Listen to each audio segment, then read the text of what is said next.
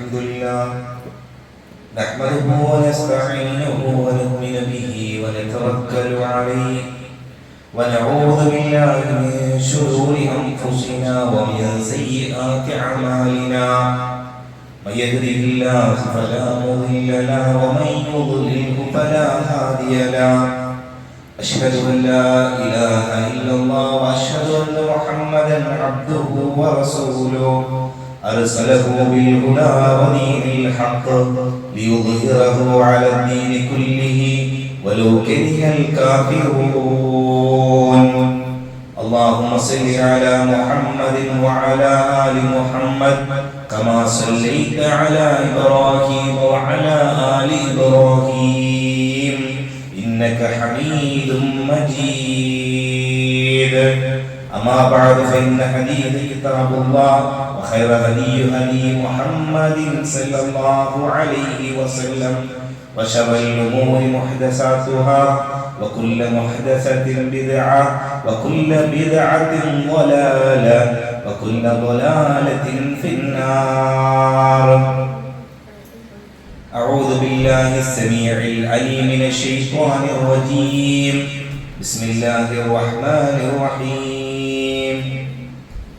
يا أيها الذين آمنوا اتقوا الله حق تقاته ولا تموتن إلا وأنتم مسلمون. يا أيها الناس اتقوا ربكم الذي خلقكم من نفس واحدة وخلق منها زوجها وبث منهما رجالا كثيرا ونساء واتقوا الله الذي تساءلون به والأرحام إن الله كان عليكم رقيبا. وقال الله تعالى في القرآن الكريم ما كان محمدا أبا أحد من رجالكم ولكن رسول الله وخاتم النبيين وكان الله بكل شيء عليما. رب اشرح لي صدري ويسر لي أمري واحلل عقدة من لساني يفقهوا قولي. رب اشرح لي صدري ويسر لي أمري واحلل عقدة من لساني يفقهوا قولي. ആദരണീയരായ സത്യവിശ്വാസികളെ, മുഅ്മിനീങ്ങളെ, അല്ലാഹുവിനെ സൂക്ഷിച്ചുകൊണ്ട് തഖ്വയുള്ളവരായി അല്ലാഹുവിനെ സൂക്ഷിക്കുന്ന റസൂൽ കരീം സല്ലല്ലാഹു അലൈഹി വസല്ലമയുടെ തിരുസുന്നത്തുകളെ അനുധാവനം ചെയ്യുന്ന മുഅ്മിനീങ്ങളായി കഴിയണമേ എന്ന് എന്നോടെന്ന പോലെ എല്ലാ ഓരോ വിശ്വാസികളോടും ഉണർത്തുകയാണ്, ഉപദേശിക്കുകയാണ്. അതിനുള്ള തൗഫീഖ് അർഹമർ റഹീമീനായ റബ്ബ് സുബ്ഹാനഹു വ തആല നമുക്ക് ഏവർക്കും നൽകി അനുഗ്രഹിക്കുമാറാകട്ടെ. പ്രവാചകൻ അഷ്റഫുൽ റസൂലുള്ളാഹി സ്വല്ലല്ലാഹു അലൈഹി വസല്ലമ, ആ പ്രവാചകന്റെ വിശേഷണങ്ങളിൽ വിശേഷിപ്പിച്ച ഒന്ന് ഖാത്തമുൻ നബിയ്യ് എന്നുള്ളതാണ്. അന്ത്യപ്രവാചകൻ എന്ന വിശേഷണമാണ് ഖുർആനും ഹദീസിലും നമുക്ക് അദ്ദേഹത്തിൻ്റെ ഒരു വിശേഷണമായി നമുക്ക് കാണാൻ കഴിയുക.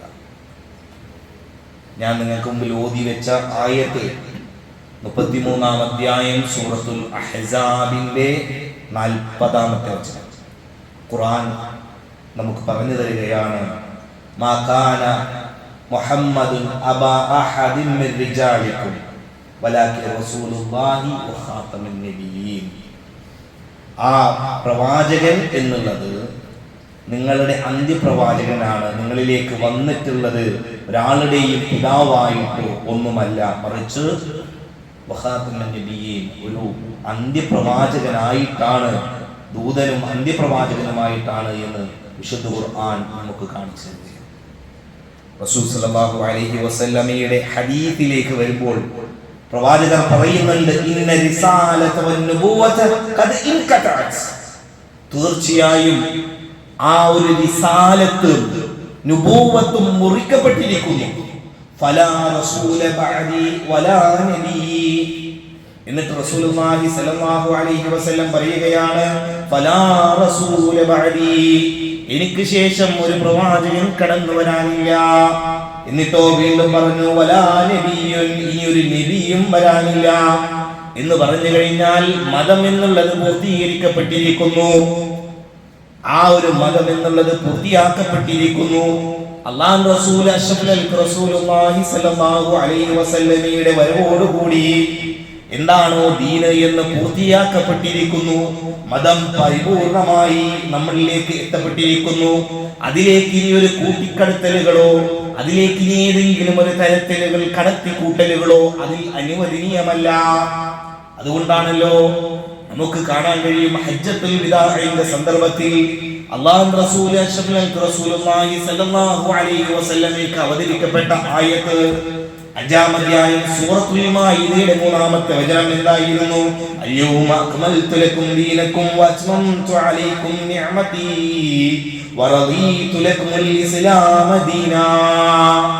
ഇന്നേ ദിവസം ഇതാ മതത്തെ, ഇസ്ലാം എന്ന മതത്തെ നിങ്ങൾക്ക് പരിപൂർണമായി തൃപ്തിപ്പെട്ട് തന്നിരിക്കുന്നു എന്ന് പറഞ്ഞുകൊണ്ട് അല്ലാഹു റസൂൽ സല്ലല്ലാഹു അലൈഹി വസല്ലമയുടെ മേൽ അവതരിപ്പിക്കപ്പെട്ട ആയത്തുണ്ടല്ലോ, ആ പ്രവാചകർ സ്വഹാബാ കിറാമുകൾ റളിയല്ലാഹു അൻഹും അജ്മഈൻ ഓതി കൊടുക്കുമ്പോൾ അവിടെ നന്മയാണെങ്കിൽ എന്തെങ്കിലും ഒന്ന് ആകാമെന്ന് ആ ഒരു ആയത്തിന് അല്ലാഹു റസൂൽ അർത്ഥം വെച്ചിട്ടില്ല.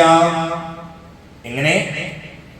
വിശുദ്ധ ഖുർആൻ 5-ാം അധ്യായത്തിന്റെ 3-ാമത്തെ വചനം അവതരിക്കുന്നതോടുകൂടി ഇനി ഏതെങ്കിലും ഒരു തരത്തിൽ കടത്തിൽ കൂട്ടലുകൾ, ഏതെങ്കിലും ഒരു തരത്തിൽ നമ്മള് സ്വയം കയ്യിൽ നിന്നിടുക, നന്മയെന്ന് കരുതി ഏതെങ്കിലും ഒരു തരത്തിൽ കടത്തിൽ കൂട്ടലുകൾ മതത്തിൽ അനുവദനീയമല്ല.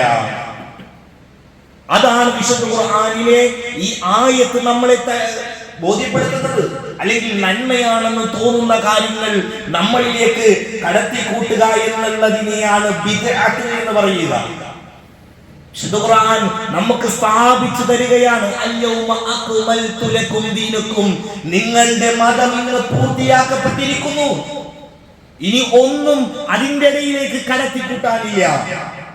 മഹാനായ ഇമാം മാലിക് ഇബ്നു അനസ് റളിയല്ലാഹു അൻഹു അദ്ദേഹത്തിന്റെ അടുക്കലേക്ക് ഒരു വ്യക്തി വന്നുകൊണ്ട് ചോദിക്കുന്നുണ്ട്,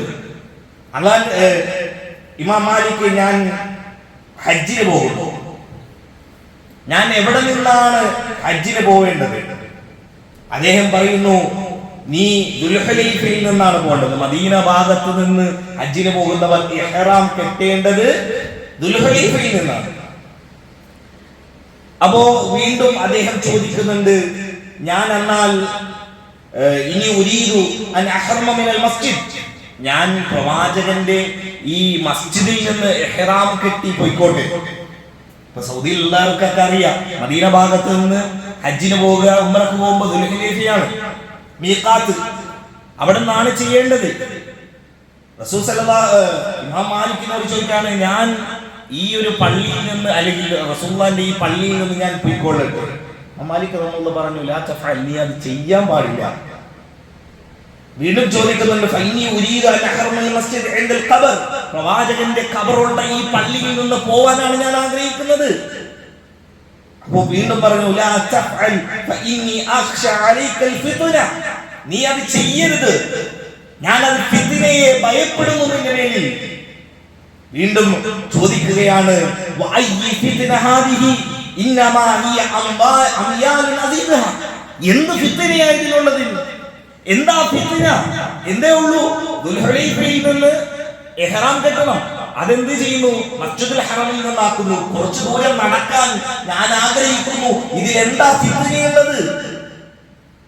ആ ഇമാം മാലിക് റളിയല്ലാഹു പറയാണ്, പറയുന്ന വാക്കുകൾ നമുക്ക് കാണാം. വൈ ഫിത്ന എന്ന് ചോദിക്കുന്ന സമയത്ത് പറയുന്നുണ്ട്, വൈ ഫിത്ന അഅ്ളം മിൻ അൻ തറാ അന്നക സബഖത ഇലാ ഫളീലത്തി ഖസ്രി അൻഹാ റസൂലുള്ളാഹി സ്വല്ലല്ലാഹു അലൈഹി വസല്ലം. അല്ലാഹു റസൂൽ സ്വല്ലല്ലാഹു അലൈഹി വസല്ലമ നിശ്ചയിച്ച് ചുരുക്കി തന്ന കാര്യത്തെ മുന്നിട്ട് നടക്കാൻ തങ്ങൾക്കാരാണ് അധികാരം നൽകിയത്. എന്നിട്ട് ഓതുന്ന ഒരു വാക്കുണ്ട്, ഓതുന്ന ഒരു ആയത്തുണ്ട്. വിശുദ്ധ ഖുർആൻ 24-ാം അധ്യായം സൂറത്തുൽ നൂറിന്റെ 63-ാമത്തെ വചനം. എന്താ ആയത്ത്? ഫയഹ്ദരില്ലദീന യുഖാലിഫൂന അൻ അംരിഹി തുസീബുഹും ഫിത്ന വഅൗ യുസീബുഹും അദാബുൻ അലീം.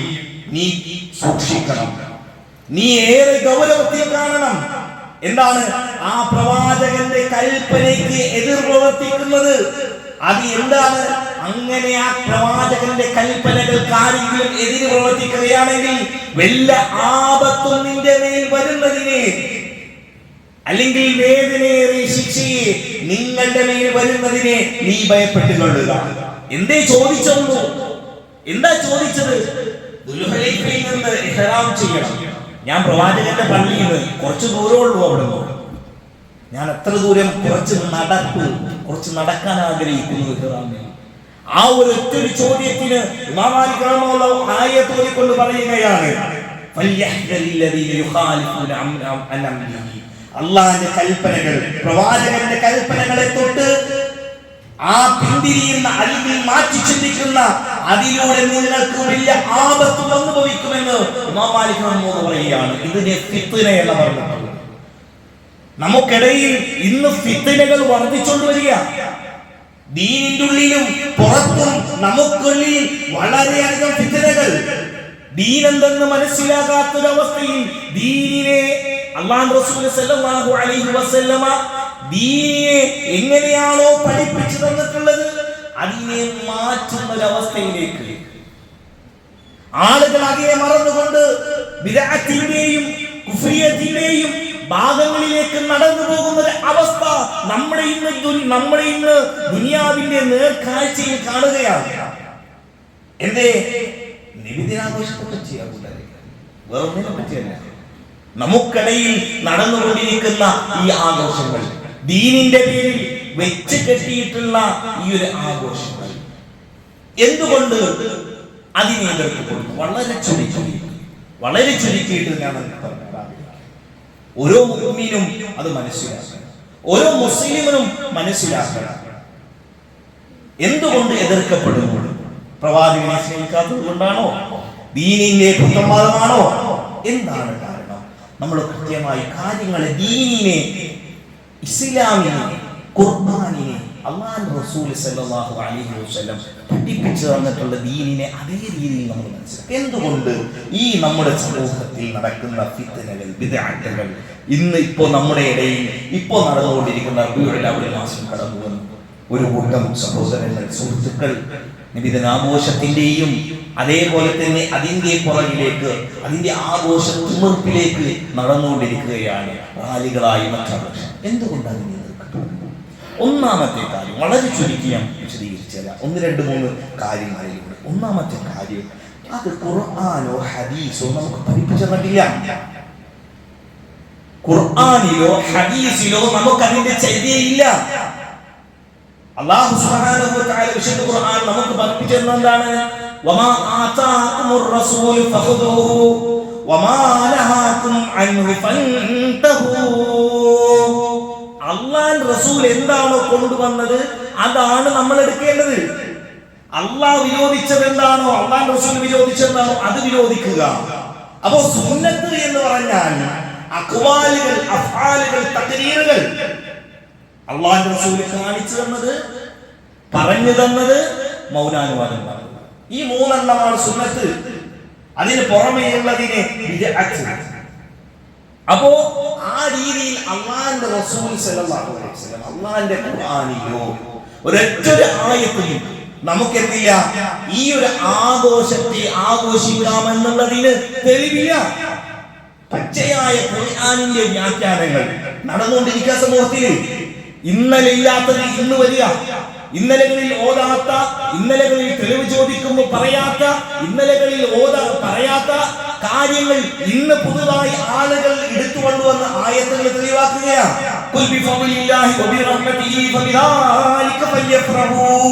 കൂട്ടരെ, നിങ്ങൾ ആഘോഷിക്കുക നബിദിനം. ആരാ പറഞ്ഞത് അതിനെ നബിദിനമായി ആഘോഷിക്കണമെന്ന്? ആളുകൾ ഓതുകയാണ്.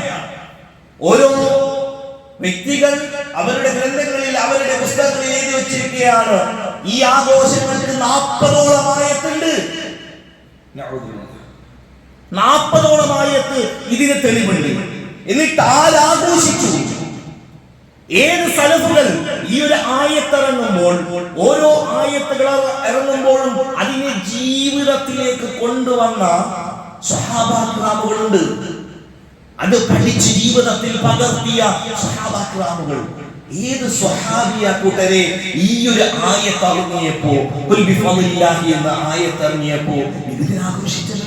നമ്മൾ ചിന്തിക്കുക, നമ്മളുടെ ഹൃദയം അല്ലാഹു നൽകിയത്, ചെവികൾ നൽകിയത് കാര്യങ്ങൾ ഗ്രഹിക്കാനും പഠിക്കാനും മനസ്സിലാക്കാനുമാണ്. അന്ധത ബാധിച്ച മൂകന്മാരെ പോലെ ഇരിക്കാനില്ല. ദീൻ എന്നുള്ളത് അറിയാനും ചോദിക്കാനും എല്ലാം ഉള്ളത് തന്നെയാണ്. ഏത് സ്വഹാബി ആഘോഷിച്ചു ഈ ഒരു ആയത്ത് അവതരിച്ചു? ആരാണ് ആഘോഷിച്ചത്? ഏത് സ്വഹാബിയാണ്, ഏത് സലഫാണ് ഇതിനെ ആഘോഷിച്ചത്? എന്തൊരു തർക്കമുണ്ടെങ്കിലും വിശുദ്ധ ഖുർആനിലേക്ക് മടങ്ങാനാണ് നമുക്ക് പറഞ്ഞു തന്നതല്ലേ. അവിടെ എങ്ങും ഈ ഒരു ആഘോഷങ്ങൾക്ക് തെളിവില്ല. എന്റെ ശബ്ദം ശ്രമിക്കുന്ന ഉമ്മമാരും പെങ്ങന്മാരും സഹോദരങ്ങളും ഗഹനമായി കേൾക്കുക. ഒരു കാര്യത്തിന്, ഒരു മതത്തിന് നമുക്ക് തെളിവ് വേണം അത് ചെയ്യാൻ. അപ്പോ ആ രീതിയിൽ നമ്മളിലേക്ക് അല്ലാഹുവോ അല്ലാഹുവിന്റെ റസൂലോ ആ ഒരു രീതിയിൽ നമുക്ക് ഇതിന്റെ ശരികൾ ഒന്നും നമുക്ക് കാണിച്ചു തന്നിട്ടില്ല. സ്വഹാബികൾ ആചരിച്ചിട്ടില്ല. അശ്റത്തുൽ മുബശ്ശിരീൻ, ഉമറും ഫിൽ ജന്ന, അബൂബക്കറും ഫിൽ ജന്ന, തലഹത്തും ഫിൽ ജന്ന, ഉസ്മാൻ ഫിൽ ജന്ന എന്ന് പറഞ്ഞ അശ്റത്തുൽ മുബശ്ശിരീൻപ്പെട്ട ഒരു സ്വഹാബിയെ പോലും ഈ ഒരു ആഘോഷം കൊണ്ട് ആചരിച്ചതായി നമുക്ക് കാണുന്നില്ല. റസൂലുള്ളാഹിന്റെ ഹയാത്തിലില്ല, റസൂലുള്ളാഹിക്ക് ശേഷമില്ല.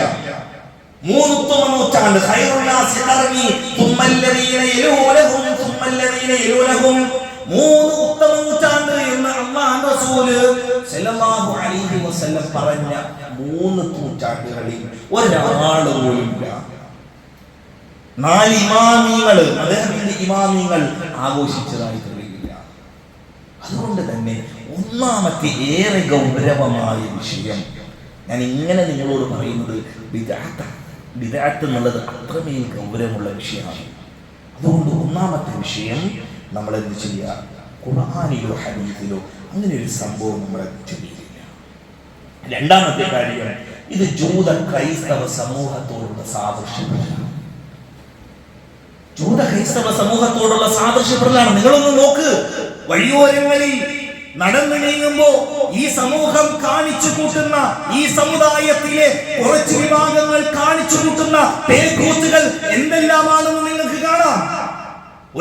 ഒരു സഹോദര വിഭാഗത്തിന്റെ, ക്രൈസ്തവ സമൂഹത്തിന്റെ ആഘോഷങ്ങള്, അതിനെ സാദൃശ്യപ്പെടുത്തുന്ന, അതിനെ തുല്യപ്പെടുത്തുന്ന, അതിലേക്ക് ചേർക്കപ്പെടുന്ന അത്തരത്തിലുള്ള ആഘോഷങ്ങൾ ഇന്ന് നമ്മുടെ സമൂഹത്തിൽ നടന്നുകൊണ്ടിരിക്കുന്നു. ഇസ്ലാമിന്റെ പേരിൽ കെട്ടിയമർത്തിക്കൊണ്ട് ബൾബുകളും അലങ്കൃതമായി, ദീപാലങ്കൃതമായ വഴിയോരങ്ങൾ, പുണ്യറബീഅ എന്ന് പറഞ്ഞുകൊണ്ട് സ്വാഗതത്തിന്റെ ബോർഡുകൾ, റാലികൾ, DJ പാർട്ടികൾ, പാട്ടിന്റെ കൂത്തുകൾ. അല്ലാഹു നമ്മേവരെയും കാത്തിരക്ഷിക്കുമാറാകട്ടെ. നമ്മൾ ആലോചിക്ക്, എന്തെല്ലാമാണ് ആലോചിക്കുന്നത്. ഒരു ക്രിസ്മസ് വരുമ്പോൾ ഉണ്ണിയേശുവിനെ ഉണ്ടാക്കുന്നത് പോലെ ആ രീതിയിൽ ഒരാളെ ഒട്ടകപ്പുറത്ത് കയറ്റിയും അതല്ലെങ്കിൽ വാഹനപ്പുറത്ത് അറബിക്കുപ്പായവും ഇട്ട് ആ രീതിയിൽ തെരുവോരങ്ങളിൽ നടന്നു നീങ്ങുകയാണ് ഒരു സമൂഹം. ഇസ്ലാമിന്റെ ഇസ്സത്തിനെ, ഇസ്ലാമിന്റെ ആ ഒരു ഏറ്റവും വലിയ ചൈതന്യത്തെ ഇല്ലാതെയാക്കുന്ന ഒരവസ്ഥ. പള്ളികളിൽ അലങ്കുലം, ബൾബുകൾ തൂക്കി, സ്റ്റാറുകൾ തൂക്കി ഈ സമൂഹം നടന്നു നീങ്ങുന്നത് എങ്ങോട്ടാണ്? നോക്ക് നിങ്ങൾ, അല്ലാഹുവിന്റെ റസൂൽ സല്ലല്ലാഹു അലൈഹി വസല്ലമ പറഞ്ഞൊരു കാര്യമുണ്ട്. എന്താ? വർഷങ്ങൾക്ക് മുമ്പ്, നൂറ്റാണ്ടുകൾക്ക് മുമ്പ് റസൂലുള്ളാഹി സ്വല്ലല്ലാഹു അലൈഹി വസല്ലം പറയാണ്, ലാ തത്തബഅന സനൽ മൻ ഖബലകും ശിബ്റൻ ബിശിബ്രിൻ ദിറാഇൻ ബിദിറാഇൻ. ചാണിന് ചാണായും മുഴത്തിന് മുഴമായും ഒരു സമുദായത്തെ നിങ്ങൾ പിൻപറ്റുക തന്നെ ചെയ്യും. അല്ലാഹുവിന്റെ റസൂൽ സല്ലല്ലാഹു അലൈഹി വസല്ലമയുടെ സ്വഹാബാ കിറാമുകൾ ചോദിച്ചു, അല്ലാഹുവിന്റെ റസൂലേ, യഹൂദരും നസാറാക്കളുടെയും ജൂത ക്രൈസ്തവ വിഭാഗത്തെയാണോ അവർ പിൻപറ്റുക? പ്രവാചകൻ പറയുന്നത് അവരല്ലാതെ പിന്നെ ആരുടെ ചെല്ലിയാണ്. എന്നിട്ട് പറയുന്നുണ്ട് എത്രത്തോളം എന്ന് പറഞ്ഞാൽ,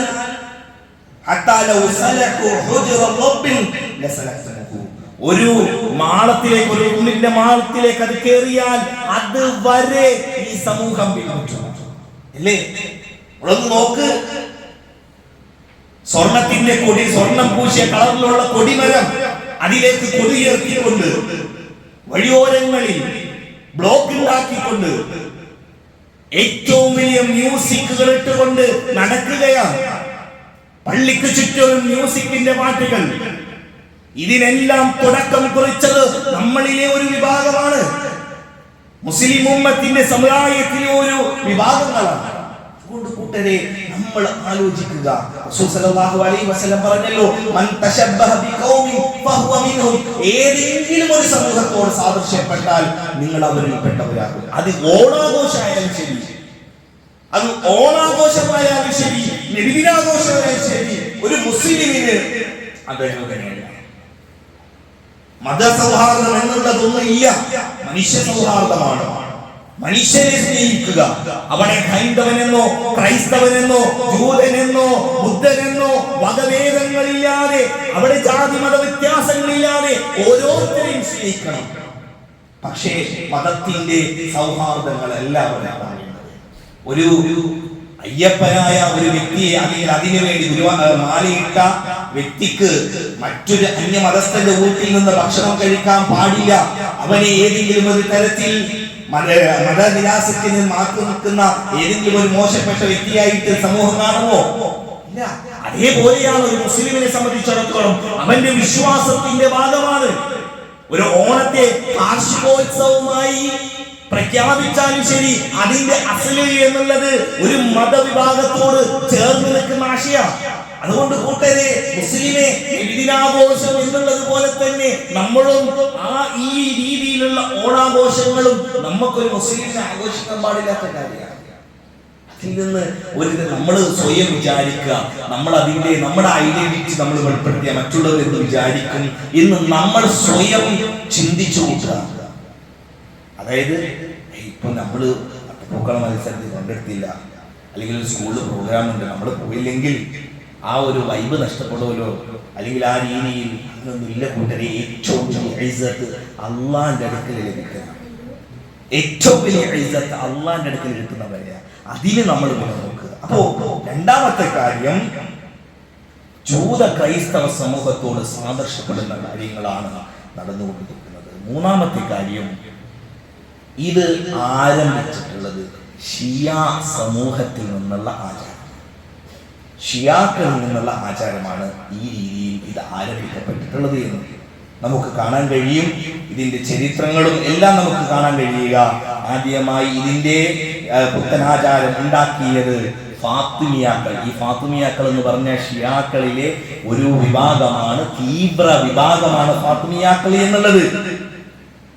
ആ വിഭാഗത്തിലെ ഉബൈദിയാക്കൾ എന്ന് പറയുന്ന ആളുകളാണ്. അതിൽ ഉമർ ബിൻ അബ്ദുൽ അൽ മുല്ലയാണ് ഇത് ആരംഭിക്കപ്പെട്ടിട്ടുള്ളത്. പിന്നീട് ഹിജ്റ 600 ശേഷം മുളഫർ രാജാവ് ഇത് ആരംഭിക്കുകയും ആ രീതിയിൽ ഇതിനെ തുടർന്നു പോവുകയാണ്. അപ്പോ ഇതിന്റെ അസൽ എന്ന് പറഞ്ഞാൽ സലഫുകളോ അല്ലെങ്കിൽ ഉത്തമ നൂറ്റാണ്ടിൽപ്പെട്ട ഏതെങ്കിലും വ്യക്തികളോ അല്ലെങ്കിൽ ഇമാമികളോ ഒന്നുമല്ല. ഷിയാക്കളിൽ നിന്ന്, അതിലെ ഫാത്തിമിയാക്കളിൽ നിന്ന് കടന്നു വന്ന ഒരു ആചാരമാണ്. ഇതെല്ലാം ചെയ്തതിന്റെ പേരിൽ ഹാഫിദുൽ ദഹിയാത്ത് എന്ന പേരായ ഒരു പണ്ഡിതൻ തൻവീർ ഫി മൗലിദ് ബശറുൻ നദീർ എന്ന പേരിൽ ഒരു മൗലീദ് കിതാബ് രചിച്ചു കൊടുക്കുകയാണ് മുളഫർ രാജാവ്. അദ്ദേഹം അതിന് പ്രതിഫലമായി 1000 ദീനാർ കൊടുക്കുകയും ചെയ്യുന്നുണ്ട്. യാനത്തുൽ ഇതിന്റെ ചരിത്രങ്ങൾ ഇങ്ങനെ തെളിഞ്ഞു കിടക്കുകയാണ്. അപ്പോ ഇതിന്റെ അസല് എന്ന് പറഞ്ഞു കഴിഞ്ഞാൽ ഒരിക്കലും ഒരു ഹൈറായ പരമ്പര, എന്തിനേറെ ഒരു ലൈഫായ ഒരു പരമ്പരയിൽ പോലും നബിദിനാഘോഷം എന്നുള്ളത് വന്നിട്ടില്ല. സഹോദരിമാരെ, നിങ്ങൾ ശ്രദ്ധിക്കുക. സഹോദരങ്ങളെ, കുട്ടികളെ, ഒരു ലൈഫായ ഒരു ഹദീസ് പോലും, ഒരു പരമ്പര പോലും നബിദിനവുമായി ബന്ധപ്പെട്ട് വന്നിട്ടില്ല. ഹാഫിദ് ഇബ്നു ഹജർ അസ്കലാനി അദ്ദേഹത്തോട് ചോദിക്കപ്പെടുന്നുണ്ട് ഇതിന്റെ അസലിനെ പറ്റിയിട്ട്, ഈ കാര്യത്തെ പറ്റി ചോദിക്കുന്നുണ്ട്. ആ സന്ദർഭത്തിൽ പറഞ്ഞത് ഇതിന്റെ അസല് എന്ന് പറഞ്ഞ അസൽ അമൽ മൗലൂദി ബിദ്അ. ഇബ്നു ഹജർ അസ്കലാനി പറയുക ഇതിന്റെ അസല് തന്നെ ബിദ്അത്താണ്. ഇമാം സഖാഫി എല്ലാം പറഞ്ഞതെല്ലാം നമ്മൾ പലപ്പോഴും, സഹാബി എല്ലാം പറഞ്ഞ കാര്യങ്ങൾ നമ്മൾ പലപ്പോഴും പല പ്രസംഗത്തിൽ ആവർത്തിച്ച് കേട്ടതാണ്. എന്താണ്? അന്ന അമല മൗലിദി ഹദസ ബഅദ ഖുറൂനി സലാസ.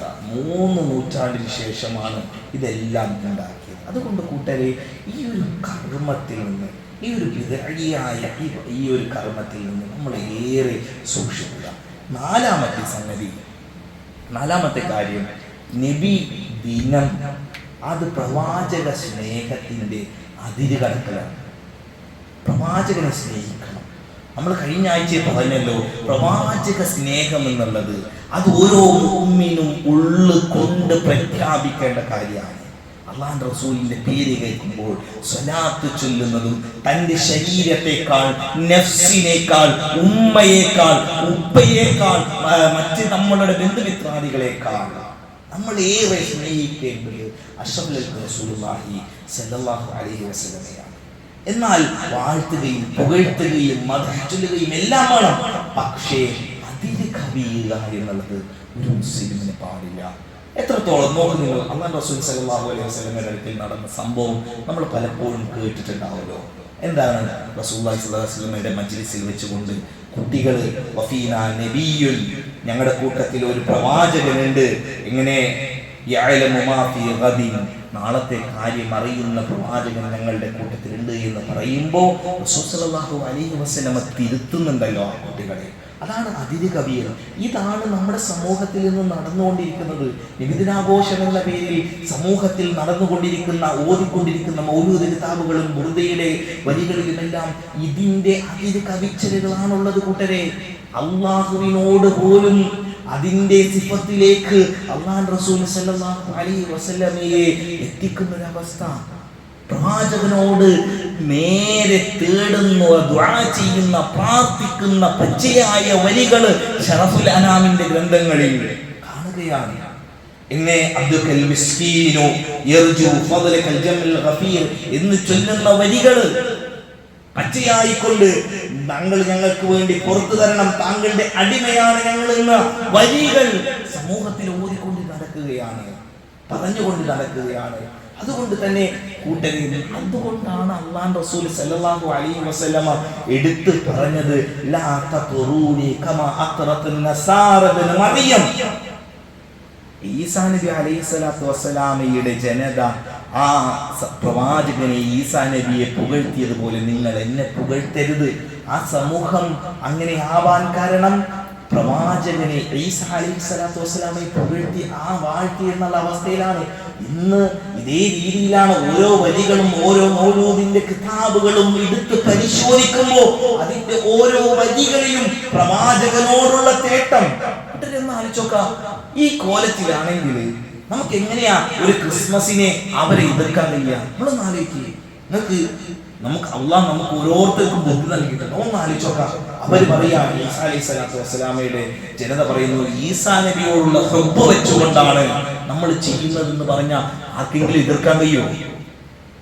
ഈ ക്രിസ്മസിനെ എതിർക്കാൻ കഴിയുമോ?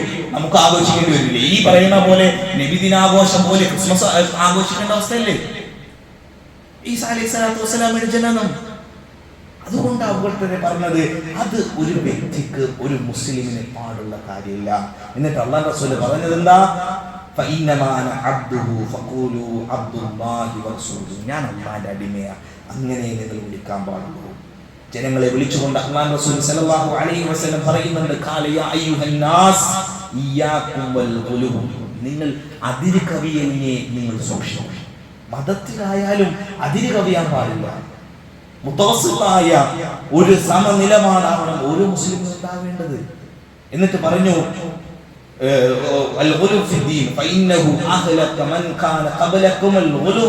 എനിക്ക് മുമ്പുള്ള സമുദായം അവർ വഴിപിഴച്ചു പോവാൻ, നശിച്ചു പോവാൻ കാരണം ദീനിലുള്ള അതിര് കവിച്ചലുകളാണ് എന്ന് അല്ലാഹുവിന്റെ റസൂൽ സല്ലല്ലാഹു അലൈഹി വസല്ലം. അതുകൊണ്ട് ഇത് ഈ നബിദിനാഘോഷം എന്നുള്ളത് മതത്തിന്റെ അതിര് കവിച്ചലുകളാണ്. പ്രവാചകൻ സല്ലല്ലാഹു അലൈഹി വസല്ലമയോടുള്ള തേട്ടങ്ങളാണ്. ആ പ്രവാചകനോട് അതിര് വിട്ട എത്രത്തോളം നമ്മൾ പറഞ്ഞല്ലോ, അല്ലാഹുവിലേക്ക് തേടേണ്ട തേട്ടം പോലും പ്രവാചകനോട് തേടുന്ന അവസ്ഥയിലേക്കാണ് ഓരോ വരികളും ഓരോ ഗ്രന്ഥങ്ങളിലും മൗലൂദിന്റെ ഗ്രന്ഥങ്ങളിൽ എഴുതപ്പെട്ടിട്ടുള്ളത്. അതുകൊണ്ട് നമ്മൾ സൂക്ഷിക്കുക. നമ്മുടെ ജീവിതത്തിൽ ഈ രീതിയിൽ ഖുർആനും ഹദീസും അനുസരിച്ചുകൊണ്ട് മുന്നേറാൻ നമ്മൾ തയ്യാറാവുക. റഹ്മാനായ റബ്ബ് നമുക്ക് ഏവർക്കും അതിനുള്ള തൗഫീഖ് നൽകി അനുഗ്രഹിക്കുമാറാകട്ടെ.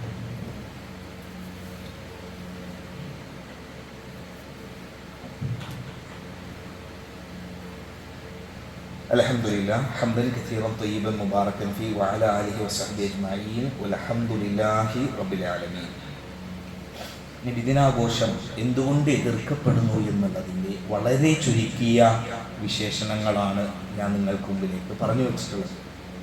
എന്തുകൊണ്ട് എതിർക്കപ്പെടുന്നു, എന്തുകൊണ്ട് അതിനെ വേണ്ട എന്ന് വെക്കപ്പെടുന്നു? പ്രവാചക സ്നേഹം ഇല്ലാത്തത് കൊണ്ടല്ല, പ്രവാചകനോട് സ്നേഹം ഉള്ളത് കൊണ്ട് തന്നെയാണ്. ഒരു വാപ്പയെ സ്നേഹിക്കുക എന്ന് പറഞ്ഞാൽ വാപ്പ പറഞ്ഞ കാര്യങ്ങൾ അനുസരിക്കുന്നതിലൂടെയാണ്. അല്ലാതെ വാപ്പ ഇത് മോനെ അത് ചെയ്യല്ലേ എന്ന് പറയുമ്പോൾ വാപ്പാനെ നിഷേധിക്കുകയും എന്നിട്ട് വാപ്പാനെ ഞാൻ ഏറെ സ്നേഹിക്കുന്നുണ്ട് പക്ഷെ ചെയ്യാൻ കഴിയൂല എന്ന് പറയലല്ല വാപ്പയോടുള്ള സ്നേഹം. മറിച്ച് പ്രവാചകനോടുള്ള സ്നേഹം എന്ന് പറയുന്നത് അതേപോലെ പ്രവാചകൻ പഠിപ്പിച്ച, ചെയ്ത് കാണിച്ചു തന്ന കാര്യങ്ങൾ ഒരു മുസ്ലിമിൻ്റെ ജീവിതത്തിൽ പുലർത്തിക്കൊണ്ടാണ്. അതാണ് ഒരു മുഅ്മിനും ചെയ്യേണ്ടത്. അതിനെയാണ് ഹുബ്ബുൻ നബിയ്യ്, ഹുബ്ബുർ റസൂൽ എന്ന് പറയുക. അവിടെ കേവലം പല ന്യായീകരണങ്ങളും നമ്മുടെ സമൂഹത്തിൽ പല ആളുകളും ഉന്നയിക്കാറുണ്ട്. വളരെ കാരണം നന്മയായി കണ്ടാൽ പോരെ, നന്മ എന്ന നിലയിൽ നോക്കിയാൽ പോരെ, നന്മയെ എന്തിനാണ് എതിർക്കുന്നത്? കൂട്ടരെ, ഈ നന്മ നമ്മുടെ പ്രവാചകർ സല്ലല്ലാഹു അലൈഹി വസല്ലം കാണാതെ പോയി, സ്വഹാബികൾ കാണാതെ പോയി. പ്രവാചക ശേഷം എത്രയോ സ്വഹാബാക്രാമുകൾ കഴിഞ്ഞു പോയിട്ടില്ലേ? ദുനിയാവിലെ ഷഹീർ എന്ന് അറിയപ്പെടുന്ന, നിങ്ങളുടെ ജീവിച്ചിരിക്കുന്ന ഒരു ഷഹീർ എന്നല്ലെങ്കിൽ അബൂ ത്വൽഹയെ നിങ്ങൾ നോക്കിക്കൊള്ളുക എന്ന് പറഞ്ഞ റസൂൽ സല്ലല്ലാഹു അലൈഹി വസല്ലം പറഞ്ഞ ത്വൽഹ, അബൂ ത്വൽഹ, അദ്ദേഹം എന്തുകൊണ്ട് ചെയ്തില്ല? അപ്പോൾ നന്മകൾ എന്നുള്ളത് അത് അള്ളാഹും അള്ളാഹു റസൂലും നമുക്ക് കാണിച്ചു തരികയാണ്. എന്ത് ചെയ്യണം, എന്ത് കാണണം, എന്ത് കേൾക്കണം, എന്ത് കാണരുത്, എന്ത് തിന്നരുത്, എന്ത് പറയണം, ഇങ്ങനെ നടക്കണം, ഇങ്ങനെ ഉറങ്ങണം എന്നുള്ളതെല്ലാം അള്ളാഹു റസൂൽ സല്ലല്ലാഹു അലൈഹി വസല്ലമ തങ്ങൾ നമുക്ക് കാണിച്ചു. അത് ചെയ്യലാണ് പ്രവാചക സ്നേഹം. നമുക്ക് നിങ്ങൾ പ്രവാചകൻ സല്ലല്ലാഹു അലൈഹി വസല്ലമയ്ക്ക് ശേഷം ഒരു സമൂഹം, അഥവാ നമുക്ക് ചരിത്രത്തിൽ കാണാൻ കഴിയുക ഇബ്നു മസ്ഊദും അബൂ മൂസ അശ്അരിയും തമ്മിലുള്ള ഒരു സംഭവത്തെ നമുക്ക് കാണുന്നുണ്ട്. എന്തായിരുന്നു? പ്രവാചക മരണശേഷം കുറച്ച് ആളുകൾ പള്ളിയിൽ ഇരുന്നിട്ട് ഒരു ദിക്ർ ഹൽക്ക പോലെ ഓരോ കുഴിയിലേക്ക് അല്ലാഹു അക്ബർ എന്ന് പറഞ്ഞിട്ട് കുറേ കല്ലുകൾ ഇടുന്നു. അത് കഴിഞ്ഞ് അവിടെ നിന്നെടുത്ത് അൽഹംദുലില്ലാ എന്ന് പറഞ്ഞ് കുഴികളിടുന്നു. ഇത് കണ്ട ഇബ്നു മസ്ഊദ് റളിയല്ലാഹു അൻഹു പറയുന്ന വാക്കുകളുണ്ട്. എന്തായിരുന്നു അറിയോ? ജനങ്ങളോട് വിളിച്ചുകൊണ്ട് പറയുകയാണ്, വഹാദിഹി സിയാബുഹു ലം തുബൽ വആനിയതുഹു ലം തക്സർ വല്ലദി നഫ്സു ബിയദിഹി ഇന്നകും ലഅല മില്ലതിഹി അഹദാ മിൻ മില്ലതി മുഹമ്മദ് സല്ലല്ലാഹു അലൈഹി വസല്ലം എന്ന് പറഞ്ഞുകൊണ്ട് അവരെ ഉത്ബോധിപ്പിക്കുന്നുണ്ട്. പ്രവാചകൻ സല്ലല്ലാഹു അലൈഹി വസല്ലമയുടെ പാത്രങ്ങൾ നുരുമ്പിയിട്ടില്ല, വസ്ത്രങ്ങൾ അത് നശിച്ചു പോയിട്ടില്ല. അതിനു മുമ്പ് പുത്തനാചാരം സമൂഹത്തിലേക്ക് കടത്തിക്കൊണ്ടുവരികയോ? നമുക്ക് നിങ്ങൾ നന്മയാണ്, അൽഹംദുലില്ലാ എന്ന ചൊല്ലൽ നന്മയാണ്, അല്ലാഹു അക്ബർ എന്ന് പറയുന്നത് നന്മയാണ്, സുബ്ഹാനല്ലാഹ് എന്ന് പറയുന്നത് നന്മയാണ്. പക്ഷേ എന്റെ ആ രീതിയിൽ ഓരോ ദിക്ർ ഹൽക പോലെ കൂടിയിരുന്ന കൊണ്ട് ഓരോ കുഴിയിലേക്ക് എണ്ണി ദിക്ർ ചൊല്ലുന്ന രീതികൾ അല്ലാഹു റസൂൽ സല്ലല്ലാഹു അലൈഹി വസല്ലമ പഠിപ്പിച്ചിട്ടില്ല. അതുകൊണ്ടാണ് ഇബ്നു മസ്ഊദും അബൂ മൂസ അശ്അരിയും റളിയല്ലാഹു അൻഹും അജ്മഈൻ അവർ ഇതിനെ നിരോധിച്ചത്. അപ്പോൾ പ്രവാചകനോട് അവർക്ക് സ്നേഹമില്ലാത്തതുകൊണ്ടാണോ? നമ്മൾ ചിന്തിക്കുക. എല്ലാം നന്മയാണ് എന്ന രീതിയിലല്ല നമ്മൾ കാണേണ്ടത്. ഇന്നഹു ലൈസ ശൈഉൻ യഖർബു ഇലൽ ജന്ന വയുബഇദു മിന്നാർ. അല്ലാഹു റസൂൽ സല്ലല്ലാഹു അലൈഹി വസല്ലമ എല്ലാം അറിയിച്ചു തന്നു. സ്വർഗ്ഗത്തിലേക്ക് അടുപ്പിക്കേണ്ടുന്ന അമലുകളും നരകത്തിൽ നിന്ന് അകറ്റുന്ന അമലുകളും അത് ചെയ്യുക ഓരോ മുസ്ലിം എന്നുള്ളതാണ്. അതല്ല എങ്കിൽ, അങ്ങനെയല്ല, ഇതിൽ കൂടുതൽ ചെയ്യണമെന്നാണ് എങ്കിൽ പണ്ഡിതന്മാര് പറഞ്ഞത്, ഇമാം മാലിക് റഹ്മത്തുള്ളാഹി എല്ലാം പറഞ്ഞത് കാണാൻ കഴിയും. അല്ലെങ്കിൽ അല്ലാഹു റസൂല് അദ്ദേഹത്തിന്റെ റിസാലത്തിൽ വഞ്ചന കാണിച്ചു എന്ന് പറയേണ്ടി വരും എന്നുള്ളതാണ്. അതേപോലെ തന്നെ ചില ആളുകൾ പറയും അല്ലാഹു റസൂലിന്റെ ഹുബ്ബ് കൊണ്ടല്ലേ, ഇഷ്ടം കൊണ്ടല്ലേ എന്നുള്ളതും ഈ രീതിയിലെല്ലാം ആളുകൾ പറയുന്ന ഓരോ ന്യായീകരണങ്ങളാണ്. ഓരോ ഇതിനേറെ എത്രത്തോളം അധപ്പതിച്ചു എന്ന് പറഞ്ഞു കഴിഞ്ഞാൽ വളരെ ഖേദകരമായ, വളരെ സങ്കടകരമായ കാര്യം. ഒരു തെളിവും ഒരു അസലും ഇല്ലാത്തത് കൊണ്ട് അബൂലഹബിനെ വരെ ഇതിന് തെളിവായി ഉദ്ധരിക്കുന്ന ഒരു സമൂഹത്തെ നമ്മുടെ മുമ്പിലേക്ക് കാണുകയാണ്. നമുക്ക് നിങ്ങൾ ഖുർആൻ തബ്ബത്തിയദാ അബൂലഹബ് എന്ന് പറഞ്ഞുകൊണ്ട് ശപിച്ചൊരു സമൂഹം, ഒരു വിഭാഗം, ഒരു വ്യക്തിയെ എടുത്തു കൊണ്ടുവന്നിട്ട്, ഒരു അസലുമില്ലാത്തൊരു കഥയെ എടുത്തു കൊണ്ടുവന്നിട്ട് പറയുക, അത് നോക്ക് നിങ്ങൾ, നബി സ്നേഹത്തിൻ്റെ ഒരു മാതൃകയാണ്. പ്രവാചകൻ ജനിച്ചപ്പോൾ ആടിനറുത്ത് കൊടുത്തു, അതുകൊണ്ട് സ്വർഗത്തിലൊരു സ്ഥാനം അബൂലഹബിന് കിട്ടി, ഒരു സുഖം കിട്ടി, ഒരു തണുത്ത ഒരു ഉറവ് കിട്ടി എന്നുള്ളത്. ഇങ്ങനെ രീതിയിൽ ഒരു തെളിവുമില്ലാഞ്ഞിട്ട്, അതുകൊണ്ട് തന്നെ ബിദ്അത്ത് എന്നുള്ളത് കൂട്ടരെ നമ്മൾ സൂക്ഷിക്കുക.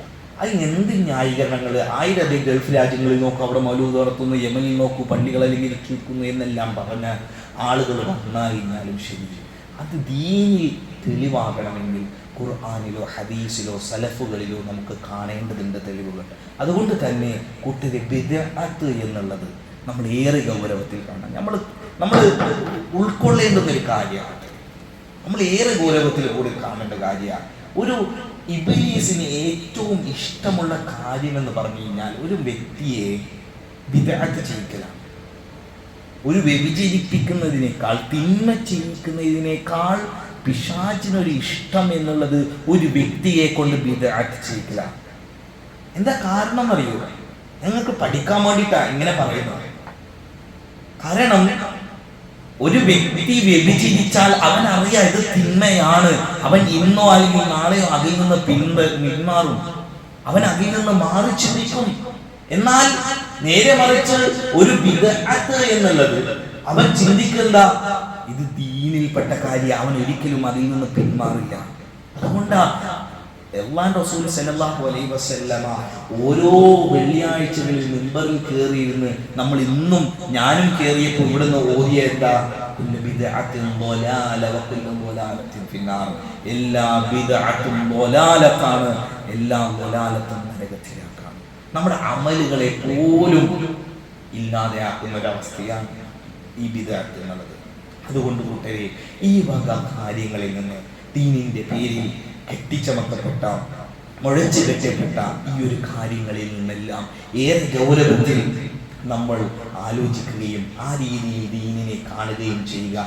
ഇല്ലെങ്കിൽ നാളെ അല്ലാഹുവിന്റെ റസൂൽ സല്ലല്ലാഹു അലൈഹി വസല്ലമ ഹൗദുൽ കൗസറിൽ നിന്നുള്ള വെള്ളം കൊടുക്കുമ്പോൾ ആട്ടി ഓടിക്കപ്പെടുന്ന ഒരു വിഭാഗത്തിൽ നമ്മൾ ഓരോരുത്തരും ഉൾപ്പെട്ടു. വളരെ ഗൗരവത്തിൽ നോക്കുക. ഇല്ലെങ്കിൽ നാളെ എന്ന് പറഞ്ഞുകൊണ്ട് അല്ലാഹുവിന്റെ റസൂൽ സല്ലല്ലാഹു അലൈഹി വസല്ലമ ഒരു വിഭാഗത്തെ ആട്ടി ഓടിക്കപ്പെടും. ഏതാണ് ആ വിഭാഗം എന്നറിയുമോ? ദീനിൽ പ്രവാചകൻ സല്ലല്ലാഹു അലൈഹി വസല്ലമയ്ക്ക് ശേഷം പുത്തൻ ആശയങ്ങൾ കൊണ്ട് കടത്തിക്കൂട്ടിയ വിഭാഗത്തെ ഹൗദുൽ കൗസറിന്റെ വെള്ളത്തിൽ കൊടുക്കാതെ അകറ്റപ്പെടും എന്ന് റസൂൽ സല്ലല്ലാഹു അലൈഹി വസല്ലമ നമ്മളെ പഠിപ്പിക്കുകയാണ്. അതുകൊണ്ട് തന്നെ ആ രീതിയിൽ ഗൗരവമായി, വളരെ ഗൗരവമായി ഈ വിഷയത്തെ കാണുകയും നമ്മുടെ സഹോദരങ്ങളോട്, നമ്മുടെ സുഹൃത്തുക്കളോട്, നമ്മുടെ പരിചയക്കാരോട്, നമ്മുടെ ബന്ധുമിത്രാദികളോട് ഇതിൻ്റെ ഗൗരവത്തെ അവർക്ക് മുമ്പിൽ പറഞ്ഞു കൊടുക്കുകയും അവരെ അറിയിച്ചു കൊടുക്കുകയും ചെയ്യുക. ദീനിനെ എത്തിക്കേണ്ടുന്ന ബാധ്യത മൗലവിമാർക്കോ അല്ലെങ്കിൽ പള്ളിയിലെ ഖതീബുമാർക്കോ മാത്രമല്ല, മറിച്ച് നമ്മൾക്ക് ഓരോരുത്തർക്കുമുണ്ട്. റസൂൽ സല്ലല്ലാഹു അലൈഹി വസല്ലമ ഈ ഒരു ഹജ്ജത്തുൽ വദാഇന്റെ സന്ദർഭത്തിൽ ജനങ്ങളോട് പറഞ്ഞത്, നിങ്ങൾ ഇവിടെ ഇല്ലാത്തവർക്ക് നിങ്ങൾ എത്തിച്ചു കൊടുക്കണം ഈ ഒരു സന്ദേശത്തെ എന്ന് റസൂൽ സല്ലല്ലാഹു അലൈഹി വസല്ലം പറഞ്ഞിട്ടുണ്ട്. എങ്കിൽ കൂട്ടരെ, ഈ ഒരു സന്ദേശത്തെ, ഈ ഒരു ആശയത്തെ ജനങ്ങളെ ബിദ്അത്തിൽ നിന്ന് വലിക്കേണ്ടുന്ന ബാധ്യത നമുക്ക് ഓരോരുത്തർക്കുമുണ്ട്. നിങ്ങളിതറിഞ്ഞു, എൻ്റെ മുമ്പിലിരിക്കുന്ന എൻ്റെ ഈ സഹോദരങ്ങൾ ബിദ്അത്തിന്റെ ഗൗരവത്തെ പറ്റി അറിഞ്ഞു, നബിദിനാഘോഷത്തിന്റെ അതിന്റെ ഇതെന്താണെന്ന് നിങ്ങൾ അറിഞ്ഞു, എന്തുകൊണ്ട് അത് എതിർക്കപ്പെടുന്നു എന്നറിഞ്ഞു. ഇത് നിങ്ങളുടെ ബാധ്യതയാണ്. ഇത് കേൾക്കുന്ന, ഈ ശബ്ദം ശ്രവിക്കുന്ന ഓരോരുത്തരുടെയും ബാധ്യതയാണ് ഈ ഒരു ഹക്കിനെ, ഈ ഒരു സത്യത്തെ ജനങ്ങളിലേക്ക് എത്തിക്കാനും ജനങ്ങളെ ബിദ്അത്തിൽ നിന്ന് പിന്തിരിപ്പിക്കേണ്ടുന്ന ബാധ്യത ഈ ഇരിക്കുന്ന, ഈ കേൾക്കുന്ന, ശബ്ദം ശ്രവിക്കുന്ന നമ്മുടെ ഓരോരുത്തരുടെയും ബാധ്യതയാണ്. അതുകൊണ്ട് തന്നെ ആ രീതിയിൽ നമ്മൾ മുന്നേറുക. ദീനിനെ ഹഖായ നിലയിൽ മനസ്സിലാക്കാനുള്ള തൗഫീഖ് റഹ്മുർ-റഹീമീനായ റബ്ബ് സുബ്ഹാനഹു വ തആല നമുക്ക് ഏവർക്കും നൽകി അനുഗ്രഹിക്കുമാറാകട്ടെ. ആ ഹഖിൽ ഉറച്ചു നിന്നുകൊണ്ട് ആ ദീനിൽ അല്ലാഹുവിന്റെ റസൂൽ സല്ലല്ലാഹു അലൈഹി വസല്ലമ എങ്ങനെയാണോ ദീനിനെ പഠിപ്പിച്ചു തന്നത് ആ ദീനിനെ ഉൾക്കൊണ്ടുകൊണ്ട് അതേ ദീനിൽ ഉറച്ചു നിൽക്കാനുള്ള തൗഫീഖും ആഫിയത്തും റഹ്മാനായ റബ്ബ് നമുക്ക് ഏവർക്ക് നൽകി അനുഗ്രഹിക്കുമാറാകട്ടെ. ബിദ്അത്തിന്റെ കക്ഷികളിൽ നിന്ന്, കുഫ്രിയത്തിന്റെ കക്ഷികളിൽ നിന്ന്, ശിർക്കിന്റെ വിവാദങ്ങളിൽ നിന്ന് അല്ലാഹു നമ്മെ ഏവരെയും അകറ്റി നിർത്തുമാറാകട്ടെ. ഈ ഒരു ഹിദായത്തിൽ തന്നെ അല്ലാഹുവിന്റെ വലിയ വെളിച്ചത്തിൽ തന്നെ ഉറച്ചു നിൽക്കാനുള്ള ആഫിയത്ത് റഹ്മാനായ റബ്ബേ നീ ഞങ്ങൾക്ക് ഏവർക്കും നൽകി അനുഗ്രഹിക്കുമാറാകണേ റബ്ബേ. ഇവിടെ കേട്ടതുപോലെയെല്ലാം ജീവിതത്തിൽ പകർത്തി ജീവിക്കാനുള്ള ആഫിയത്തിനെയും ഈമാനിക ശക്തിയെയും റഹ്മാനായ റബ്ബേ നാദ നീ ഞങ്ങൾക്ക് ഏവർക്കും നൽകി അനുഗ്രഹിക്കുമാറാകണേ നാദ. ബിദ്അത്തുകളിൽ നിന്ന് ചെയ്യാതെ അഹ്ലുസ് സുന്ന വൽ ജമാഅയുടെ പാതയിൽ ഉറച്ചു നിൽക്കാനുള്ള തൗഫീഖ് നാദ നീ ഞങ്ങൾക്ക് ഏവർക്കും നൽകി അനുഗ്രഹിക്കുമാറാകണേ റഹ്മാനേ. റഹ്മാനായ റബ്ബേ നമ്മൾ ഇന്ന് വന്നു ഭവിച്ചു പോയ ചെറുതും വലുതുമായ തെറ്റുകുറ്റങ്ങൾ നാദാ നീ പുറത്തു മാപ്പ് നൽകുമാറാകണേ റഹ്മാനെ. നമ്മുടെ കൂട്ടത്തിൽ പ്രയാസപ്പെടുന്ന കഷ്ടപ്പെടുന്ന രോഗങ്ങൾ കൊണ്ട് അലയുന്ന സഹോദരങ്ങൾക്ക് അല്ലാഹുവേ നീ അവരുടെ രോഗത്തിന് ശിഫ നൽകി അനുഗ്രഹിക്കുമാറാകണേ.